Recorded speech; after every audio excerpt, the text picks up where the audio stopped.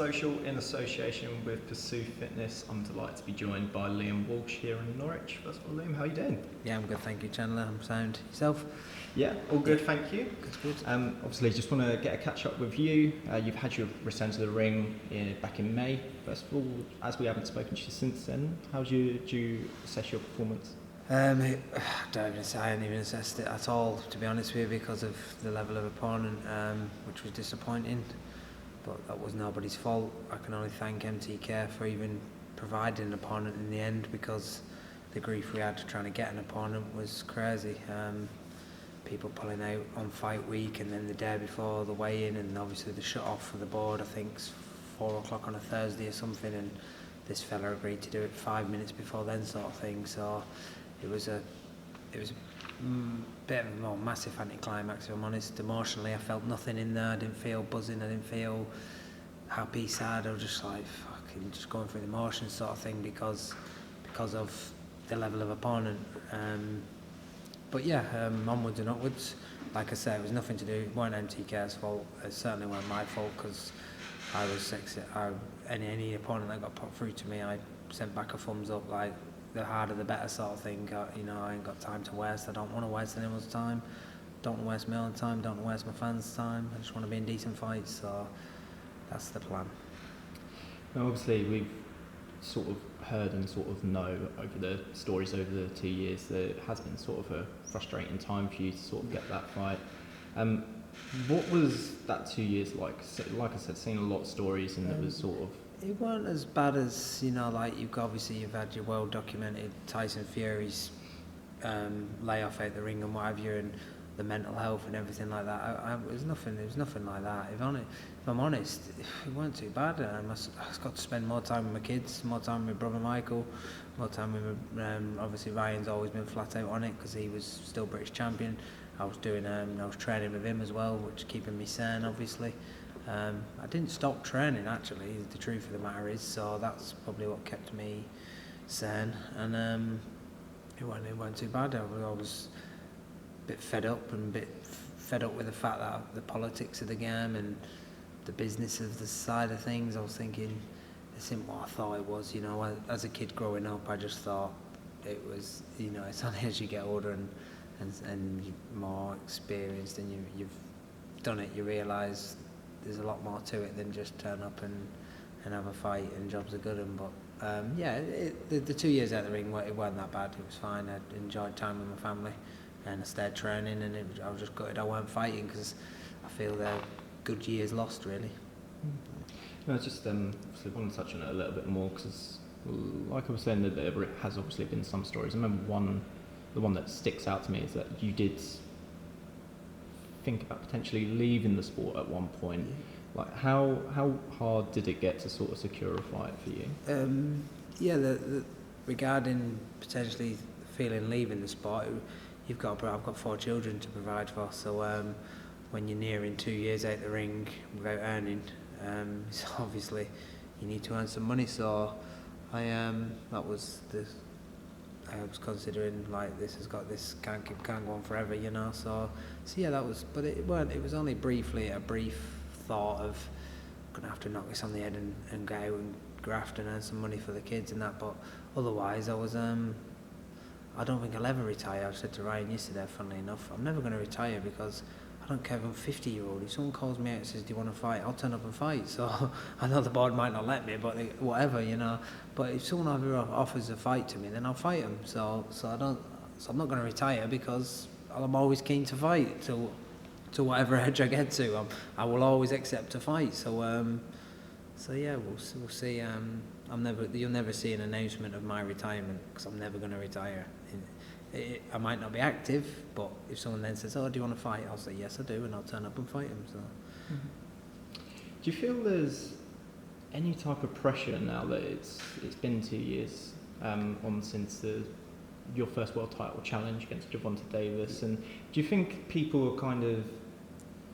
I suppose you could kind of link it to Tyson Fury's, that obviously when he came back, people were expecting to see, one of the best heavyweights in the world, sort of thing. Do you feel like you have that pressure to show that you're the same fighter? I don't know. I feel there's less pressure. I mean, the only pressure is on me is that I put on myself, and and the reason I put it on myself is because I want to repair people like MTK who have gone, you know what, there's a good fighter there, sat there, rotting, so to speak, not fighting, inactive, and they've invested into us and been really, really sound with us. I can't sing their praises enough. I know it seems like every interview I'm singing their praises, but I can't sing them enough. They've been spot on with us, really fair, which is hard to find in life, people who are fair, and it's just man to man. We talk straight down the line. This is how it could be. This is what's in it. This is what isn't in it. Do you want to do it? Do you not? It's just all down the line, just exactly how I've always wanted. Anyone who knows me, I'll tell you, I'm as straight, and I just want to be straight. I want people to be straight with me, and so I've ran off course here big time. I forgot what you were saying, Chandler. Sorry, you asked me. What did you ask me? Oh, is the pressure on me? No, the only pressure I put on is on myself, because if I'm now no good all of a sudden, and I can't repair them with some good fights or big fights or do good numbers for them or anything like that, then I've let them down. So yeah, that's the pressure I put on myself. But regarding the boxing world looking at me saying, is he shot now? Is he any good? Is he not? No, I won't be uncaring about that, to be honest. People's opinions and fans' opinions and that, everyone's entitled to them. They can say I'm shit, I'm chinny, I got froze like ice against Javon. They say what they want.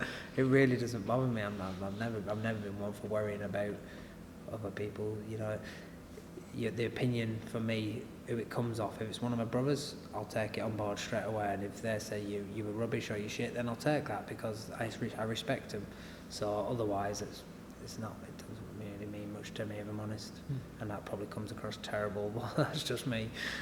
Yeah. You obviously have mentioned the management company MTK Global, who you seem to be obviously very thankful for. Yes.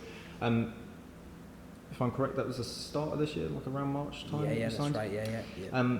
Was that the sort of turning point to everything's going to be back on track now?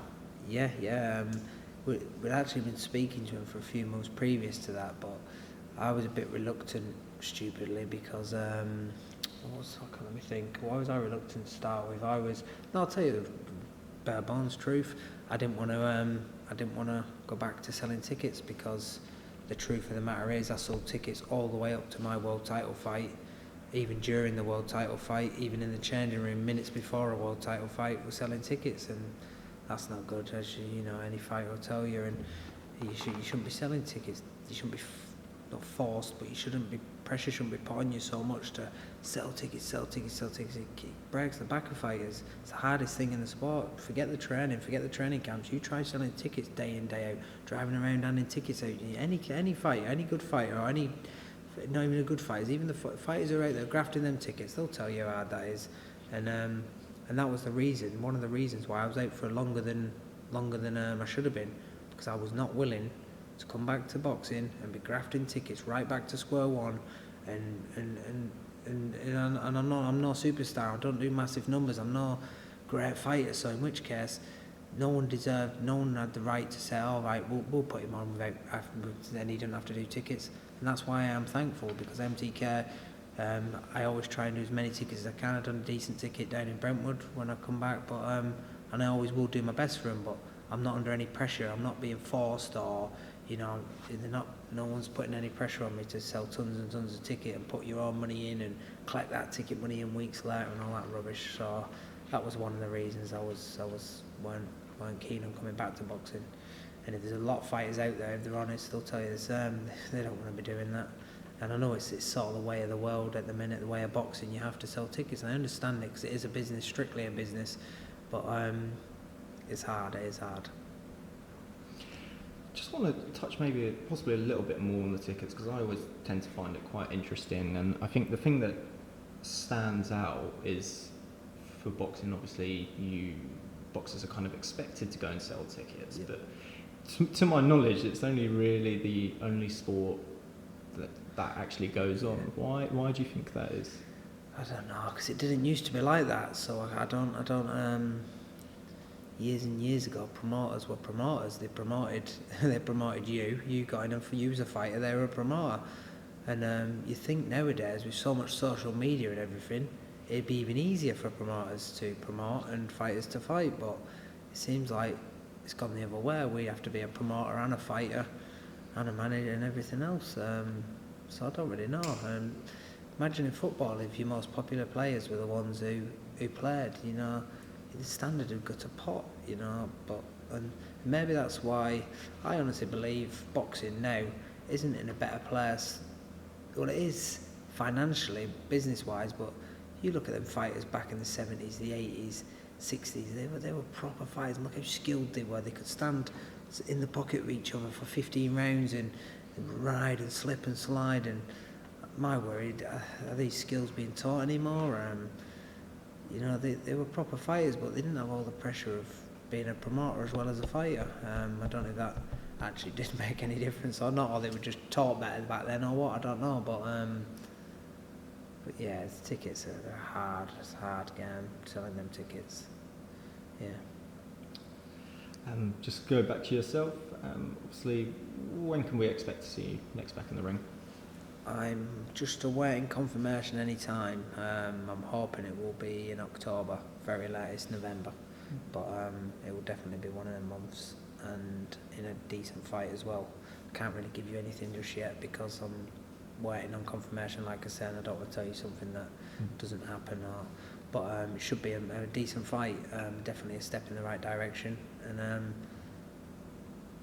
without looking too far ahead, get the win, because otherwise I wouldn't be in it if I didn't think I could beat the next guy, and then really push for something meaningful as soon as possible, because I'm not here to waste anyone's time, and I want to be in good fights.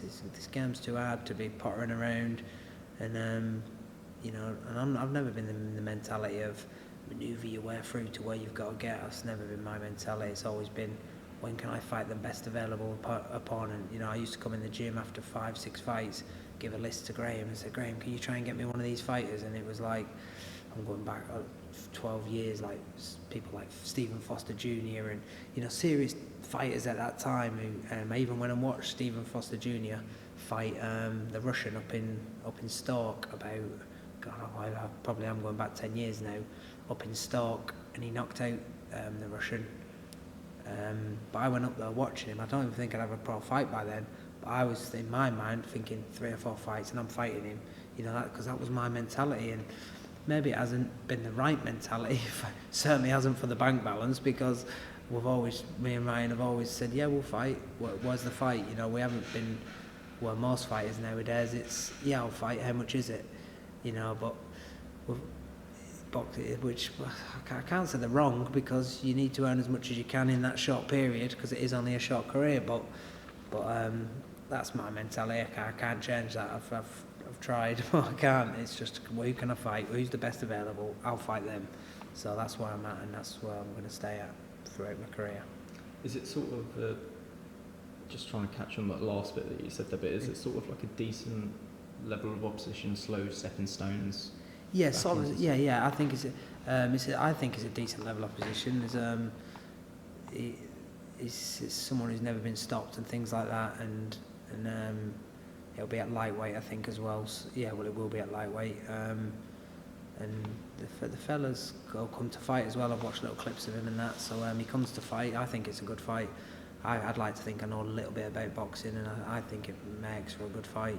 And that's what I want to be, in a good fight. I don't want to be in a fight where, oh, he's got a good record, but I know I can beat him easily, because that is no good to me. He's got a decent record, and he's also decent. He can fight, so and he's probably still got ambition and that. I don't know, he's younger than me, so yeah. So it'll be a good fight, and it'll be a right fight to get the rounds that I need, because he's never been stopped, never been knocked down.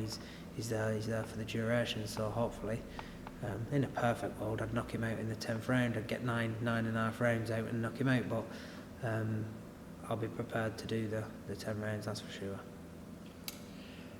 How would you sort of map out your next year, let's say? Is it also just while you mentioned lightweight, is it staying at lightweight or moving up to lightweight, sorry? Yeah, I think lightweight. I think obviously I've done that comeback fight in May. That was 9 stone 10, so I was only a pound above the limit, and I didn't have to go to the well, which was fucking lovely, really, because for the last 7-8 years I've been going to the well, you know, and now I don't. If I do lightweight, I don't have to. I feel I've got more energy. I actually feel stronger as well.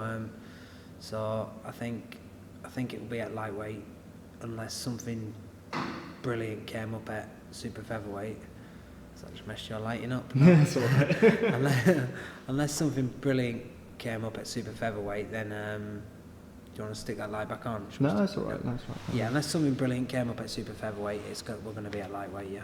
If something great come up at super featherweight, then I'd make the sacrifices. I'd do what I had to do, but I think lightweight will be the way forward. Just to obviously bring up the Davis defeat, it was obviously didn't go your way that night. It was embarrassing, wasn't it? It was 3 rounds, and I got mauled, mauled. If you say I got mauled, I didn't have a mark on me, but I wasn't able to carry on in the ref's eyes, and in probably 90% of people's eyes. Only I really know how I felt, regardless of being stopped or not being stopped. Every single day, let me get carried out of there, let me get knocked out. It's a world title fight. They don't come along every week. I've worked 20 years to get this opportunity, and I've been shook. I'm definitely in a jam. You know, you could clearly see my legs were gone, but it was more the punch in the ear that completely disoriented me. That's why when I got up to 1 knee or 2 knees, I was swaying like my brothers and that. Well, mainly Michael really always takes the piss now. Says I'm fucking what a belly dancer and all that business, you know. But it's all good banter, because it's what happened. It's reality. It's not here to bullshit or pretend. You know, the truth of the matter is I wasn't good enough. Simple as that. I wholeheartedly believed I was good enough, and stupidly, because I'm probably backward, I still believe I'm good enough. But I wasn't good enough on the night. Simple as that.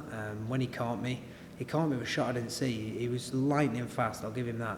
The punches didn't hurt. No punches hurt me. Like, I weren't feeling the punches like, oh, that hurt or that hurt, but they were blurring fast, and they were in the right spots, so that's probably why they didn't hurt.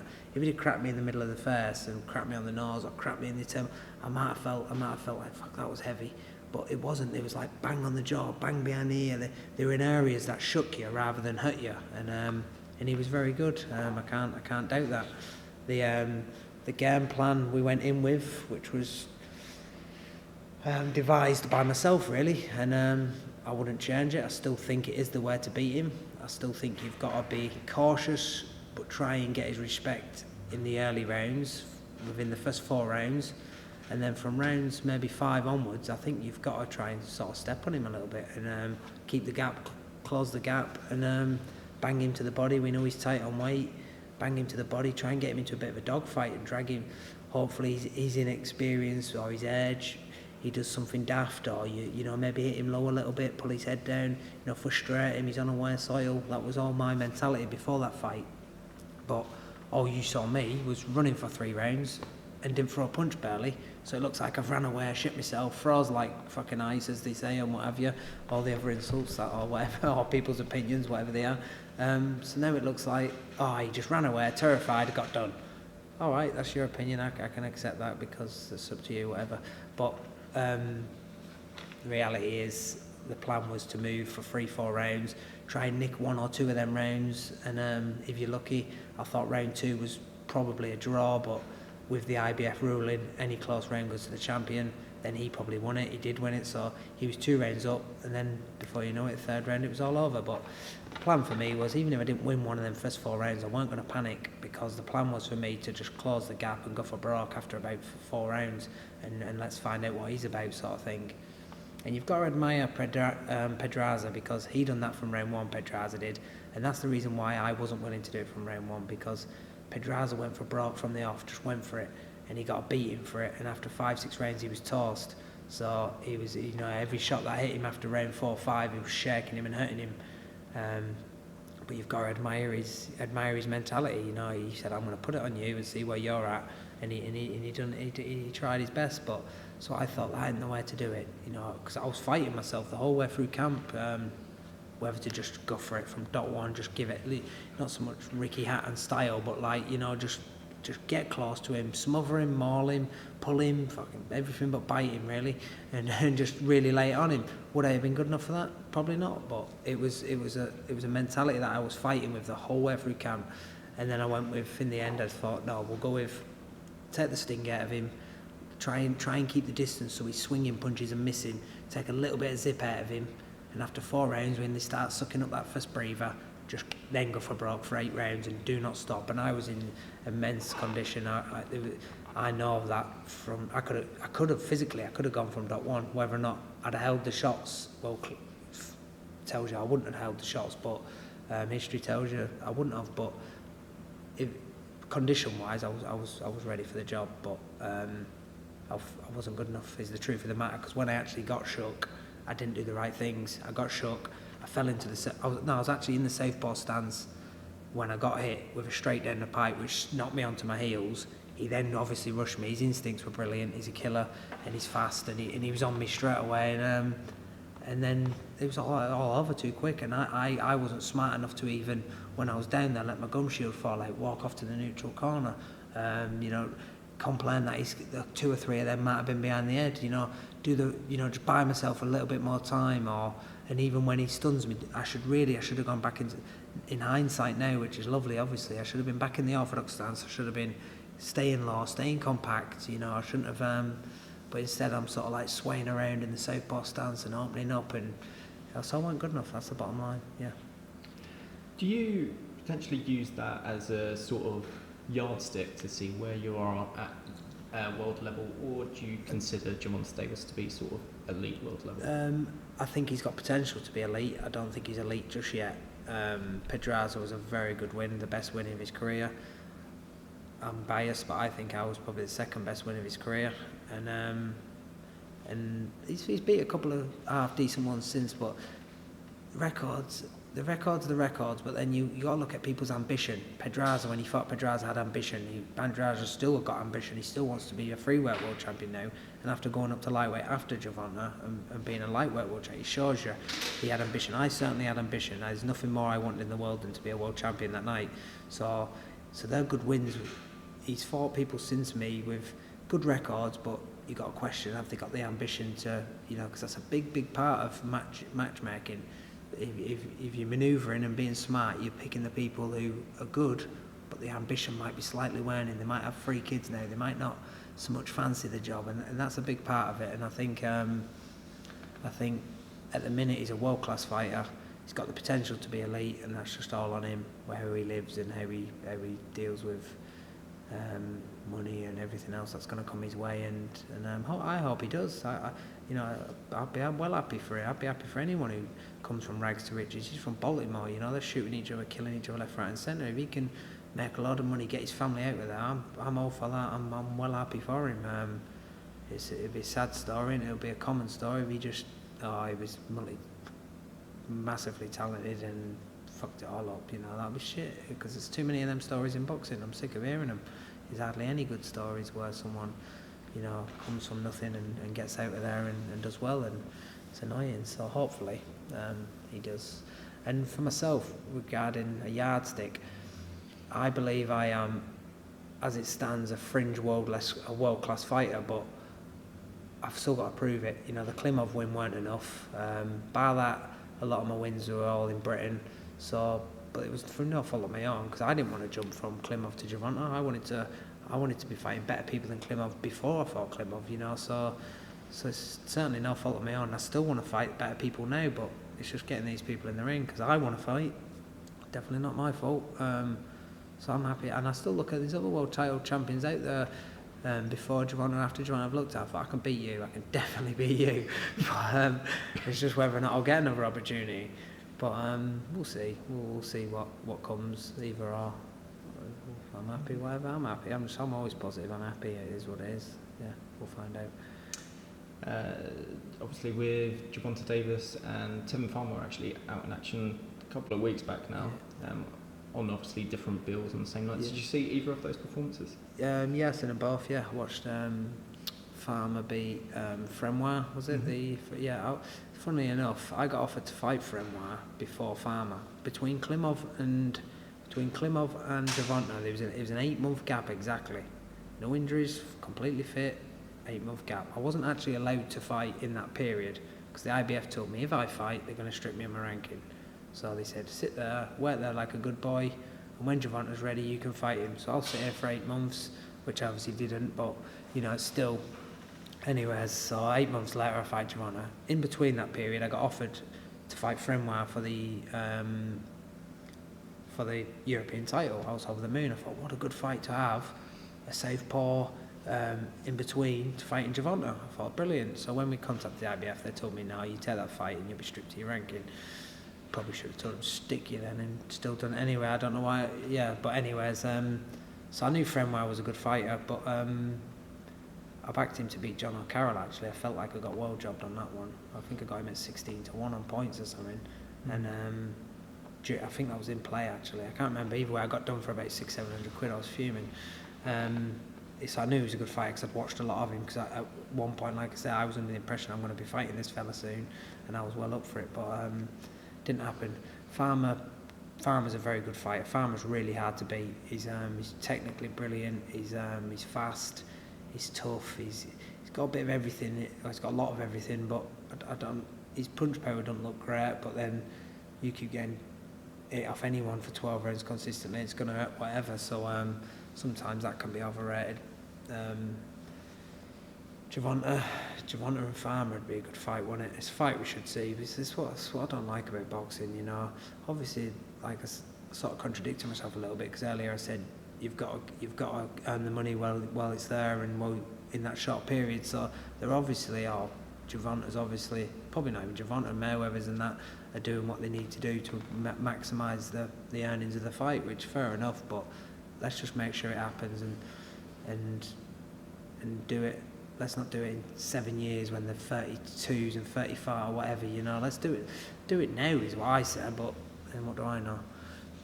I was actually just going to ask you about that, obviously, Farmer versus Davis. I believe that there was obviously negotiations going on. Seemed to have been stumped a little bit quite quickly, really. It now looks like the Farmer's going to fight Jojo Diaz. Obviously, it comes into play with the whole, they're on different networks and things like that, but what do you think it's going to need to take to put them two in the same ring together? That'll only happen when Mayweather's ready, or when LB and Mayweather Promotions are ready. It ain't going to happen when Eddie Hearn's ready or DAZN's ready, because they've proved that they've offered him huge money from what I've heard. Gervonta, more than he's ever been paid yet, but he hasn't got the say. He isn't his own boss, is he? So it ain't going to happen until Mayweather decides it'll happen, or LB or Mayweather Promotions decide it'll happen. That's when it'll happen, and that'll be when all the chips are leaning towards their man. It won't be a 50. It won't be a fair crack of the whip. It won't be a split impasse. It won't be all that. It'll be when their man's ready. Their man's getting everything, and so it probably won't happen in that sense, because Farmer looks like a reasonable man, and he looks like he stands for something, and so that probably won't happen then, because if he stands his ground and says, no, I ain't going to take that, then the fight probably won't happen. Sadly, another fight in boxing that doesn't happen because the fighters have got to say, you know. I remember when Gervonta beat Pedraza, I spoke to a guy the morning after, a solicitor I was working with at the time, and he said, this Gervonta fella, and I've spoke to Frank and this, that and the other, and I said, yeah, and I said, and I think they were a bit took back by me not saying, can we not manoeuvre this one? I was like, fucking hell, this is what I want, this is it. I'm fighting the best person available at my weight right now. This is everything I've ever wanted. And they were a bit, I think they wanted the reaction of, should we manoeuvre this one? But that was never going to happen. But yeah, that's the problem. The fighters need to start saying, come on, let's fight and find out who's the best, you know. Because it used to be like that, didn't it? It used to be like that. There were no Leonard fought Duran, he fought Hearns, he fought Hagler, he fought Benitez. They all fought each other because they wanted to know who were the best, and the money came with that, with fighting each other. The money came, but it seems like money's took over, probably in everything. To be fair, and it's football, boxing. You know, kids are growing up in Manchester now, supporting United all their life, and then getting offered X amount to go to wherever, Liverpool, and playing for Liverpool, and I'm like, come on, you know, I'm a total different mentality. I wouldn't even play for Liverpool now, and I know I'm going to upset a lot of Liverpool fans there, but not for 50 grand a week. I'm a United fan, and I'll be playing. If I could play for any team in the world, I'd play for United, and I'd play for free.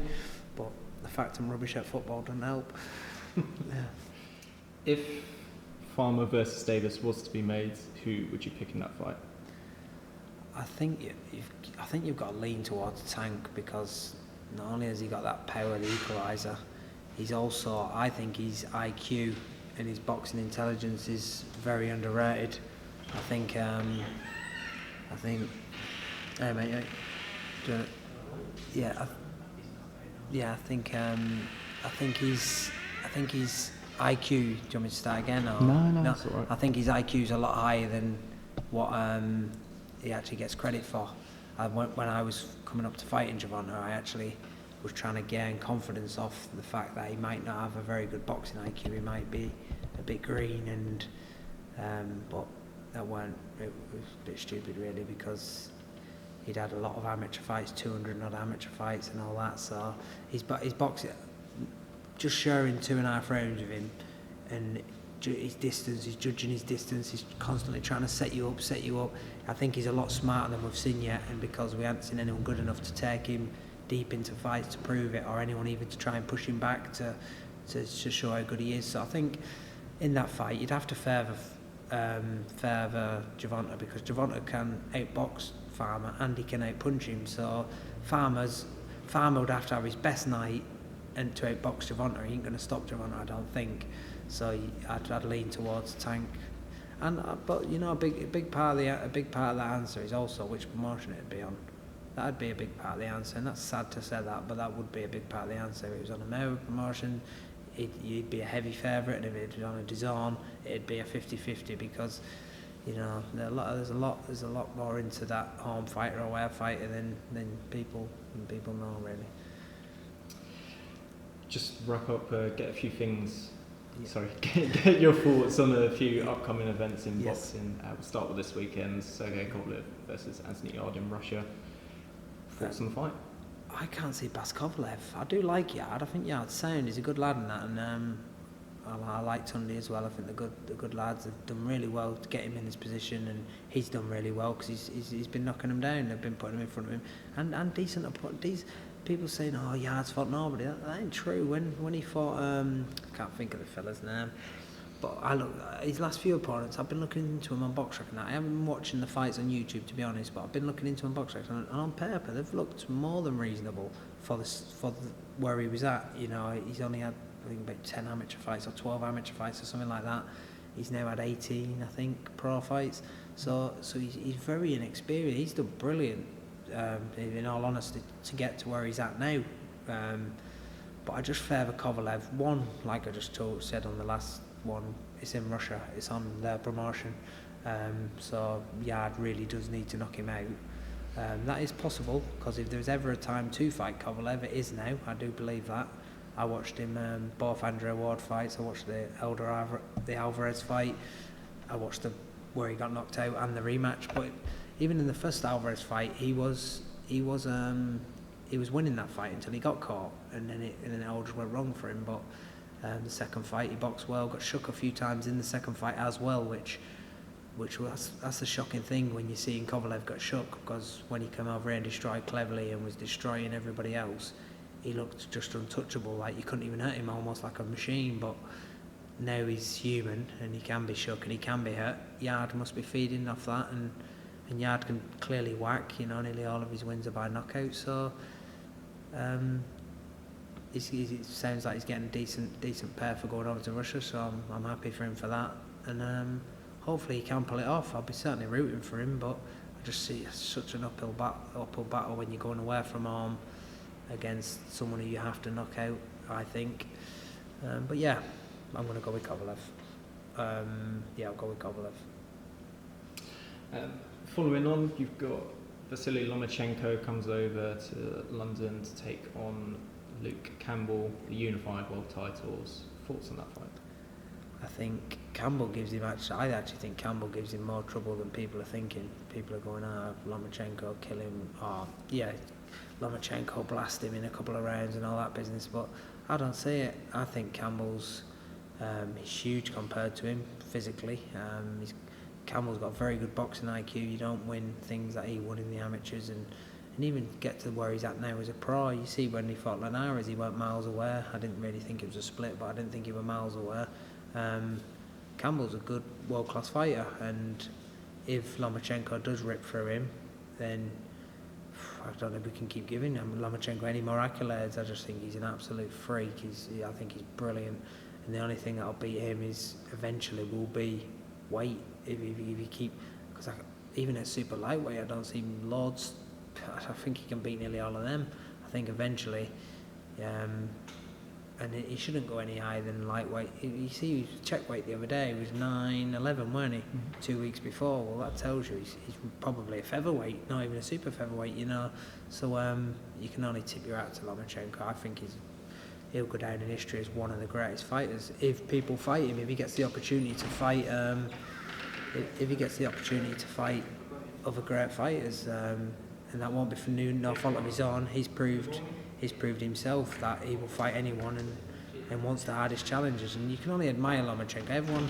Everyone in this era now watching Loma-Campbell, you know, they should be embracing him and appreciating him, because he's a rare breed, and we probably won't see another one of him afterwards. So yeah, I keep running on big time on these questions of yours, don't I?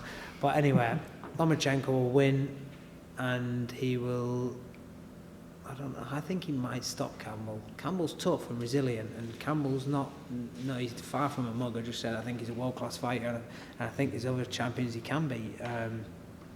But I just think Loma-Campbell's a step too far for anybody. I just think he's insane. He's just too good, and he might stop Campbell there or middle. I think Campbell will give him a lot of problems to start with, and will cause him problems. But I think once he figures him out, and the energy and the relentlessness of him, he'll just eventually get on top.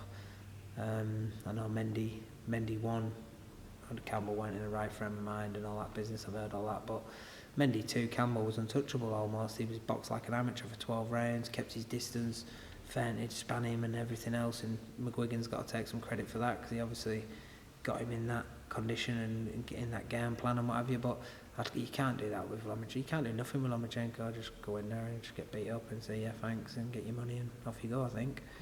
So we know that Luke Campbell is actually obviously preparing for the fight, and he's been sparring Josh Taylor in preparation for Loma-Campbell. Do you think that's... I think it's very good sparring. Josh Taylor's really, really good. It's funny because we tried reaching out to the McGuigans for Josh Taylor when we was coming up to Javante. The only problem was I was in Tenerife a lot, all the way up to the fight. So it would have been a case of coming back, sparring Josh Taylor in his gym, and just didn't work in the end. But that is one of the names we was talking about because of how highly we all rated him. He's obviously a lot bigger than Tank physically, but it was just the southpaw style, the reactive speed and power was. So yeah, I think that's a good sparring partner definitely. But Javante will be physically a lot. Loma-Campbell will be physically a lot smaller, and there's probably a lot more energy there. And I couldn't even start to think who you could get to mimic Loma-Campbell. It's nearly. You just got to try and tick a few boxes, I think, and on the night you're going to have to adapt to what you can, but I don't see how anyone can deal with him. Ruiz-Joshua 2 in Saudi Arabia recently announced. I think we're waiting for the... Don't think it'll happen. The American government are advising American citizens not to travel to the Middle East, basically. Don't go to Saudi Arabia, don't go to Qatar. They're saying your safety's at risk, so there's gonna be probably gonna be court cases here. Shit, if there is, because we want to see the champions. We want to see the belts staying out. We don't want them sitting there now for 12 months where they're not being fought for and all that business. I hope there isn't. I hope it just does happen. Personally, I just want it to happen and crack on. And if it does happen. I think it's a coin toss now. The first fight, like anyone else, I actually thought Joshua would just win, and I did actually think Ruiz would give him a few teething problems, but Joshua would eventually just knock him out in the middle rounds. But I did also feel really foolish after the fight, because I actually backed Andy Ruiz to beat Parker about 5 years ago, and I backed him on points. He was 7-2 to win on points. And I backed Ruiz to win on points because I'd seen a couple of fights on ESPN, because I used to have ESPN on my Skybox, and I used to watch them, and I watched Ruiz a couple of times. I think I told my brothers, I said, "This is fat heavyweight." I said, "Fucking hell, he's well fast, and he's like puts them together, and he's actually entertaining to watch." I said, anyway, he then got his world title fight against Parker, and I backed him to win on points at 7-2. I know he went over to New Zealand. The fight was close. He didn't get the result. And then about 5 years later, he got a shot at a world title again, and I didn't give him a shot, and he went and friggin' won it at about 20-1 or something. So I should have backed him again, shouldn't I? But I didn't think he would win it. The rematch, I think, if Joshua sticks to what he can do, like I think my brother referred to him earlier, the Povetkin fight was a good. I know he's a different style to Povetkin, but it's similar attributes. About 6 foot, 6'1", short arms. But Ruiz is good. Ruiz is really good. For you look at him physically, and you think, oh God, this is a mismatch. But it just shows you don't need muscles to fight. If you can fight, you can fight. You look at even Tyson Fury now, and Tyson Fury, Ruiz. You don't need muscles to fight all these muscle men. When Bellew fought Cleverly, that was the first time anyone had really heard. Bellew said, I can't remember what he said, what his quote was, but it was something like, muscles don't win fights, fighters do, and it's so true. So, in that fight, who am I going to go for? I don't want to sit on the fence and tell you it's 50-50, so I'm going to go for Ruiz again. I'd like Joshua to win. It's better for British boxing. It's probably better for boxing in general, because if Ruiz wins, the belts are with Al Herman and Wilder and everyone else, and then we're probably not going to see them titles for a long, long time. So I hope Joshua wins, and I want him to win, and he's definitely capable of winning, but it's just going to be how he reacts when he's in there too. I know there's a lot of pressure, and I know he's boxed under a lot of pressure a lot of times, and another one you can only tip your hat to Joshua, because from his amateur experience, he's ripped through, he's done a lot of things in a short period of time, and the pressure and the things involved in all that he's done insane, really. He's done very good, but I just think, I don't know, I think Ruiz will find a way. Joshua should win now, shouldn't he? I'm fucking sitting on the fence again, aren't I? Joshua should win, but I don't know why. My gut instincts are telling me Ruiz might get a repeat. Yeah. Okay. And then just finally, I've got Tyson Fury versus Otto Wallin, September 16th, I believe. Thoughts on that fight?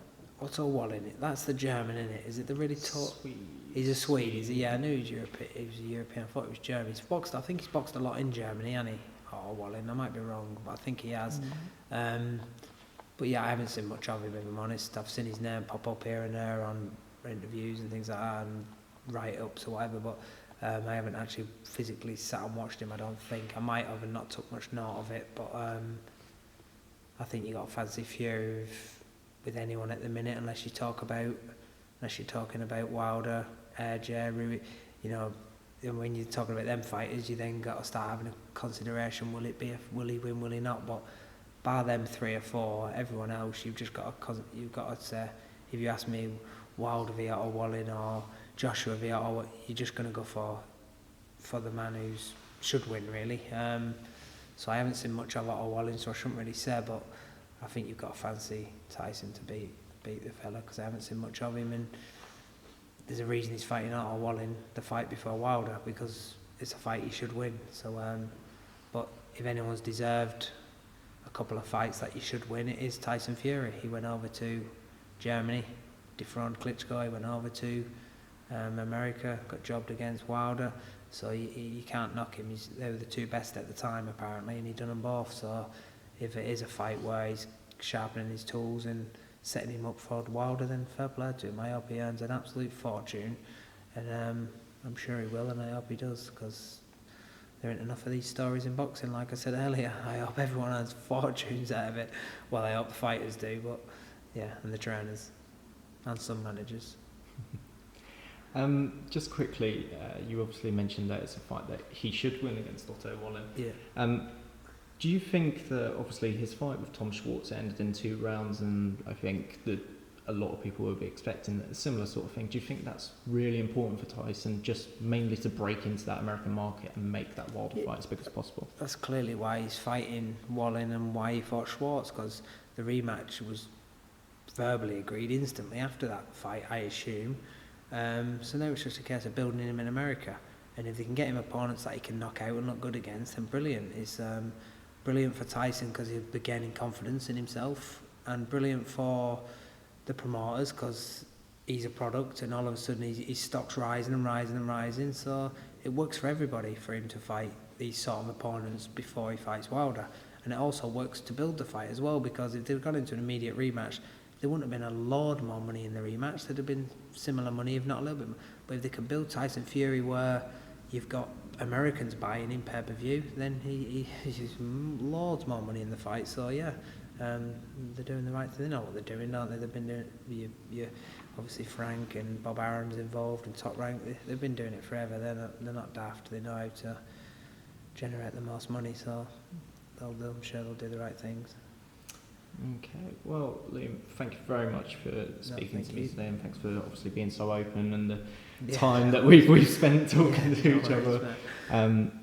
Thanks to you and Ryan speaking to Boxing Social today. Really do appreciate it. Thank you, Boxing Social, as well, for you've come all the way from Kent. You said today, so you know, as fighters, we can't really thank you guys enough, because you're the ones keeping us anywhere near. I don't say relevant, but anywhere near, you know, relevant to, you know, to get us fights and to keep us in the media, you know. So I think a lot goes out to yourselves, and I won't say the other companies out there, but other outlets who do the same thing, you know.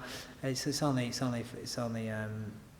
we can only thank you, because without you, as we said earlier, with boxers having to be promoters as well now, it'd be a nightmare without any media coverage, and you guys get up and get out and do it for us. So thank you. Okay. Well, nice one. Thank you, Liam. Obviously, yeah, wish you the best for the rest of your camp, and look forward to seeing your fight announced. Thank you, Matt. Cheers. Thanks a lot. Cheers. Nice one.